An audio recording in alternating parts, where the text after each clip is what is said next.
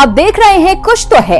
सतपुड़ा के बीहड़ जंगलों में जाना खतरे से खाली नहीं था, लेकिन फिर भी जैसे तैसे करके हम जंगलों में पहुंचे। यूं तो पौराणिक ग्रंथों में शिव और नंदी को लेकर तमाम कहानियां सुनने को मिलती हैं, लेकिन उसका कोई साक्ष्य आज भी मौजूद हो, इस पर विश्वास करना थोड़ा मुश्किल है। फिर भी एक नए धाम को देखने की आस में हम आगे बढ़ते चले गए। यानी नागपुर से, जहां से हमने उस धाम का सफर शुरू किया।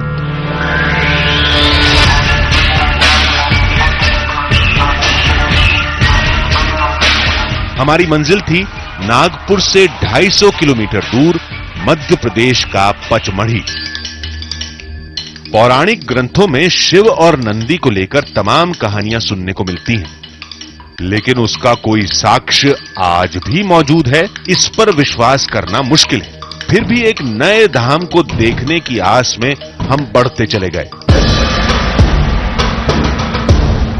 पचमढ़ी हमारे सफर का एक पड़ाव था।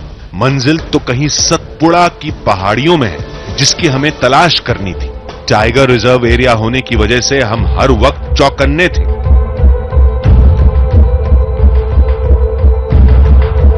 चंद घंटे बाद जिप्सी का भी साथ छूट गया। अब यहां से हमें पैदल सफर शुरू करना था, लेकिन किस दिशा में कदम बढ़ाया जाए यह समझ में नहीं आ रहा था। फिर हमने वहां मौजूद कुछ लोगों से बात की, जिनसे जानकारी कम, कहानियां ज्यादा सुनने को मिली। जो अवशेष जो पाए गए, उस अवशेष में मैंने उस समय में देखा कि जिस प्रकार से एक नंदी चरता है, चरने के बाद में जो चरवैया जो चारा वारा जो बिखरा हुआ जो होता है, मानो ऐसा मान लो कि अभी यहां से कोई कुछ खाकर गया हो, है ना, नंदी खाकर गया हो। हरा चारा था, मानो पूरा हरा। और उसमें से जब वो जानवर कोई चलता है, जैसा नंदी महाराज वहां से चरे होंगे, तो उस चरने में उनको ऐसा लगा कि अभी कुछ यहां से कुछ खाकर कोई तो भी अभी आहट हुई उन्हें, और वो वहां से निकल पड़े, जो अपने को नहीं दिख पाए। हाँ, आज भी मौजूद है, शिला के रूप में है। और हम तो वहां तक के तो नहीं गए थे, हिम्मत ही नहीं हुई थी हमारी। चित्रशाला गए थे। चित्रशाला से पूरी पहाड़ी आपको नंदी जैसी ही मिलेंगी, और वहां से दूर से भी देखे तो भी नंदी के दर्शन हो जाते हैं चित्रशाला से। यकीन नहीं मान सकते कि आप यहाँ से थोड़ी दूर पे जाएंगे तो आपको कोई हिंसक जानवर, हो सकता है आपको भालू मिल जाए, हो सकता है आपको टाइगर मिल जाए, हो सकता है आपको कोई बड़ा सर्प मिल जाए। तो आपको कोई ये नहीं है कि आप आगे जा पाएंगे भी या नहीं जा पाएंगे, क्योंकि बहुत दुर्गम रास्ता है, वो पहाड़ी वाला रास्ता है, कहीं संकरा रास्ता है, कहीं आपको नदी मिलेगा, कहीं नाला मिलेगा। उस वजह से बहुत ही डेंजर रास्ता है वो। इन खतरों से हमें पहले ही आगाह कर दिया गया था। फिलहाल तो जितनी जल्दी हो सके हमें इस नदी के इलाके से दूर जाना था।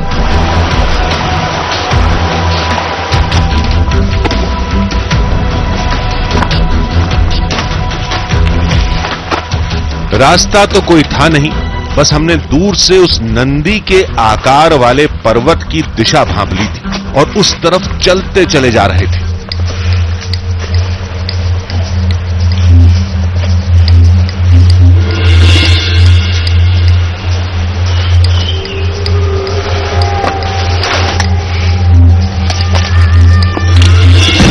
नंदीगढ़ के इस पहाड़ पर अब इंसानों के पैर नहीं पड़ते, उसका सबूत है ये घनघोर झाड़ियां। हम लोगों को जिस रास्ते पर चलना पड़ रहा है वहां रास्ता बिल्कुल नहीं है, और हमें इस तरीके से झाड़ियों को हटा के आगे बढ़ना पड़ रहा है। ये साफ सबूत है कि नंदीगढ़ के इस पहाड़ पर इंसानों के पैर अब नहीं पड़ते।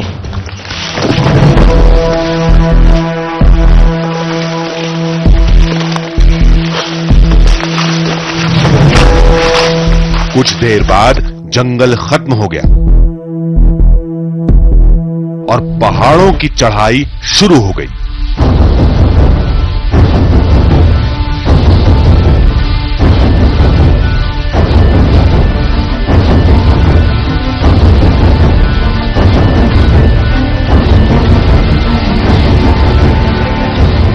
नंदीगढ़ के इन पहाड़ों की चढ़ाई सही में किसी इंसान के बस की बात नहीं है। यहाँ पर ऊपर चढ़ने के लिए कोई सीढ़ी नहीं है, कोई पगडंडी नहीं है, कोई रास्ता नहीं है। आपको इस तरीके से पहाड़ों पर खड़ी चढ़ाई चढ़नी है, और पहाड़ों पर काई जमने की वजह से इन चट्टानों पर काफी चिकनाई है, जिसकी वजह से पैर जो है वो लगातार फिसल रहा है और हमारा पैर फिसला यानी कि हम सीधे सैकड़ों फीट खाई में जा गिरेंगे।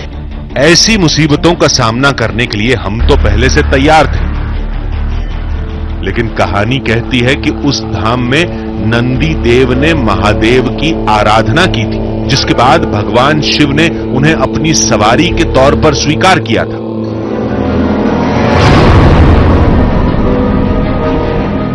अगर यह कहानी सच है तो नंदी इतनी ऊंची जगह पर कैसे पहुंचे होंगे और उन्होंने इसी जगह को ही क्यों चुना होगा?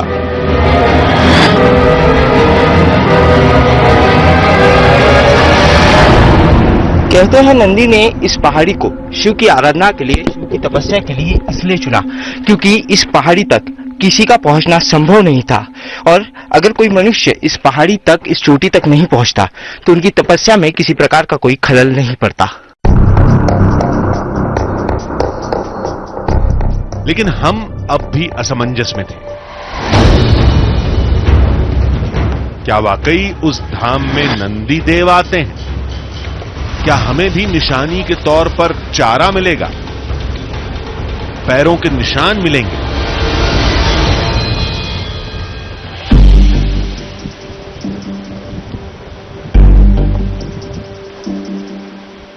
अगर सब मिल भी गया तो यह कैसे साबित होगा कि वो निशान शिव के नंदी देव के ही हैं?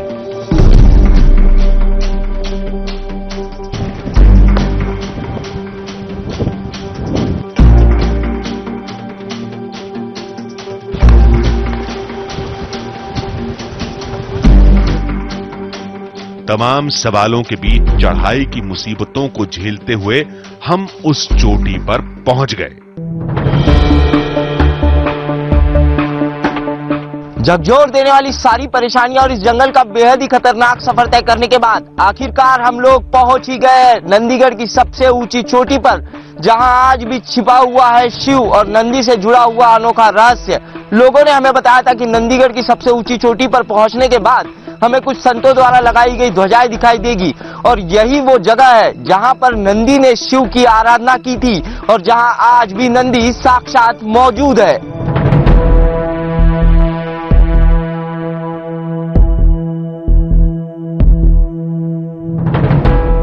अब तो चंद मिनटों बाद युगों पुराने रहस्य से पर्दा उठने वाला था।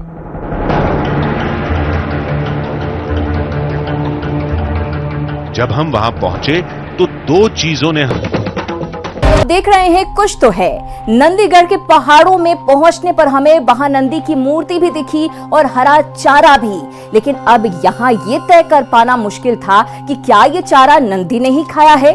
कहीं ऐसा तो नहीं कि इस चारे को कोई आदमी रख जाता हो या कोई जानवर ही इसे यहाँ खाने के लिए लाता हो। इसका पता लगाना भी जरूरी था, इसलिए हमने सोचा क्यों ना थोड़ा समय यहाँ और दिया जाए, और उसके बाद जो कुछ हमें दिखा वो वाकई चौंकाने वाला था। हो सकता है पौराणिक कथा के असर से इस शिला को देखकर लोग इस धाम को महादेव के चमत्कार से जोड़कर देखते हैं, लेकिन इस आकृति के ठीक नीचे पड़े इस चारे को क्या कहा जाए? खुद की आंखों पर बिल्कुल यकीन करना मुमकिन नहीं है। जिस तरीके से लोगों ने हमें बताया था, नंदीगढ़ की इस चोटी पर, नंदीगढ़ की इस पहाड़ी पर ठीक नंदी के सामने हरा चारा पड़ा हुआ है, और ये चारा उसी तरीके से जिस तरीके से नंदी या कोई भी जानवर चारा खाने के बाद बचा हुआ चारा छोड़ देता है। इस जंगल में कई ऐसे जानवर हैं जो चारा खाते हैं, लेकिन इतनी ऊंची चोटी पर चारा लेकर आना और उसे किसी दूसरे जानवर द्वारा खाया जाना, ये भी बहुत मुश्किल है, नामुमकिन है। दावे को माने तो चारा नंदी ने ही खाया है, लेकिन आज के युग में कोई भी इस बात को नहीं मानेगा। वैसे भी इस जगह पर किसी जानवर के पैरों के निशान नहीं थे, लेकिन सामने जो दिख रहा था उसे नकारें भी तो कैसे?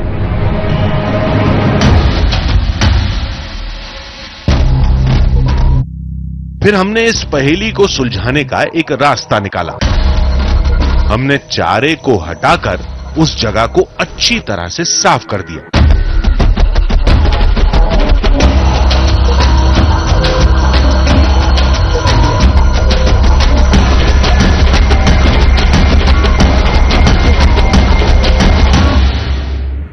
अब अगली सुबह भी चारा यहां मिला तभी कुछ कहा जा सकता है।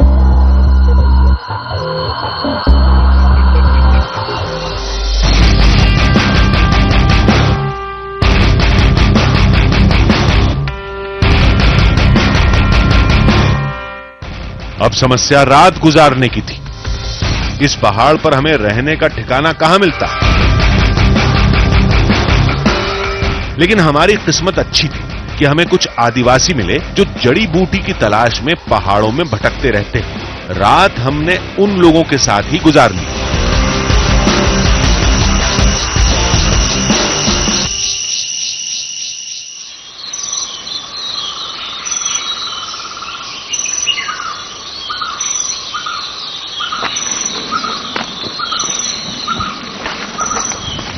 सुबह जंगल में धुंध छाई थी।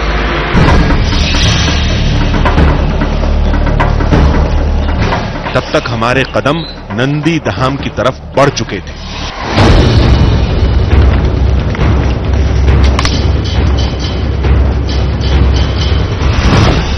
अब हमारी पड़ताल अंतिम पड़ाव पर थी।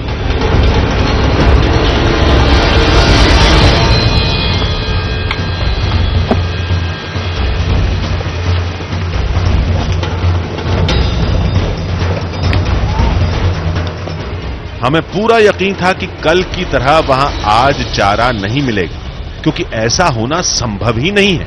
लेकिन जब हम वहां पहुंचे,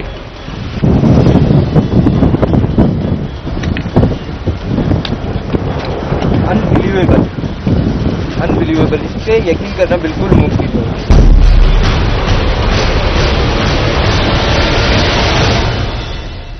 खुद की आंखों पर यकीन करना ही बिल्कुल नामुमकिन है कि ये हरा चारा उसी जगह पर मौजूद है जिस जगह से कल हमने इसी तरीके के हरे चारे को हटाया था।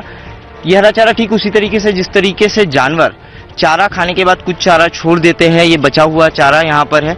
अगर कोई जानवर या चारा खाने वाला कोई जानवर अगर यहाँ आता भी है, वो साथ में अपने मुंह में लेकर यहाँ चारा लेकर आता है, छोड़ भी देता है, लेकिन कोई चारा खाने वाला जानवर रात में यहाँ क्यों आएगा, ये सबसे बड़ा सवाल है। हमने कल इसी तरीके का चारा देखा था, जिसके बाद हमने चारा हटा दिया था, लेकिन आज ये चारा फिर यहाँ पर मौजूद है और कल शाम तक हम लोग यहाँ पर थे। शाम के बाद हम लोग यहाँ से निकले हैं। हमारे होश तो उस समय उड़ गए जब चारे के पास किसी जानवर के पैरों के निशान मिले। पहले दिन ये निशान यहां से नदारद थे।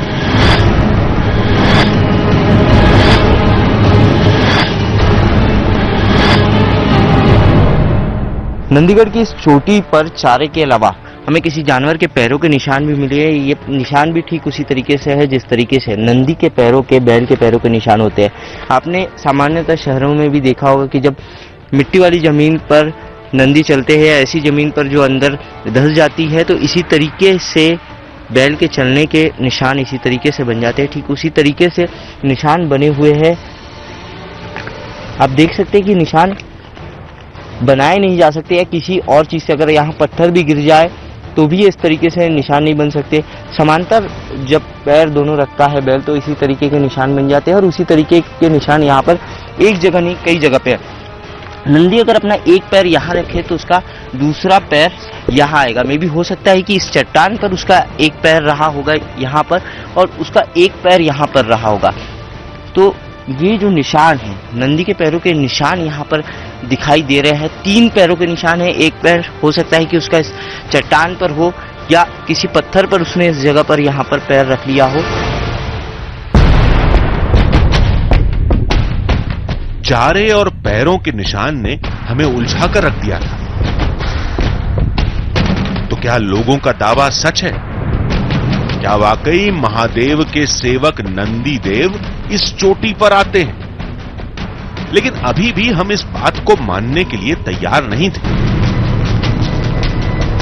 महादेव के धाम में नंदी के आने का दावा हकीकत है या फसाना, अब इसका फैसला रायपुर में ही होगा।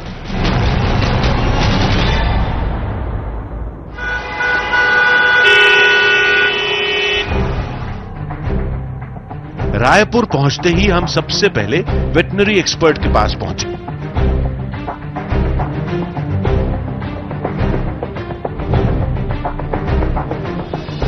हमने उनको धाम की पूरी कहानी बताई, वहां से लाए चारे को सामने रखा।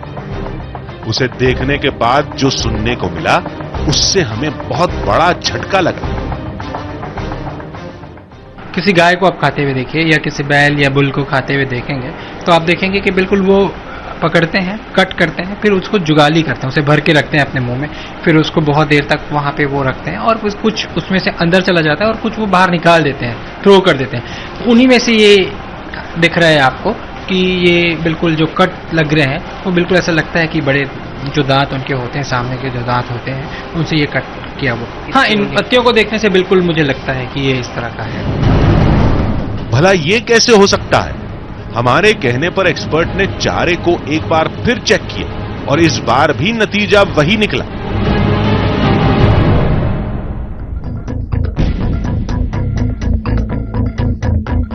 वहां से हम एक तर्कशास्त्री और विज्ञान के जानकार के पास पहुंचे, जिसने चमत्कार से जुड़े हर दावे को सिरे से खारिज कर दिया। तो वहां पर पानी का स्रोत तो नहीं होगा वहां पर, तो मैं नहीं समझता कि रेगुलर कोई जानवर वहां पर जाता है होगा, और एक आध जानवर कभी चला गया होगा तो उसके पैर के निशान वहां हो सकते हैं, ये मैं मानता हूँ। अब चूंकि आप जैसे दो निशान आप बोल रहे हैं, उनके दो सबूत आप बोल रहे हैं, पैर के निशान और वो खाने का जो चारे का जो बचा हुआ चीज, तो चूंकि ये हर्बीवोरस प्राणी होते हैं तो इनका खाने का पैटर्न जो है वो तकरीबन सेम होता है। तो उसमें आप जो है वो नंदी का है या फिर कोई हर्बीवोरस प्राणी जैसे चीतल हो गया, हिरण हो गया, और भी प्राणी होते हैं हर्बीवोरस, उसके भी हो सकते हैं ये। लगातार 2 दिन ठीक नंदी की उस शिला के नीचे ही चारे का पाया जाना कोई इत्तेफाक भी हो सकता है। हम किसी की आस्था को खारिज नहीं कर रहे, लेकिन ऐसा लगता है कि उस शिवधाम की बड़े वैज्ञानिक औजारों के साथ पड़ताल होनी चाहिए ताकि हकीकत और फसाने का फर्क समझ में आ सके।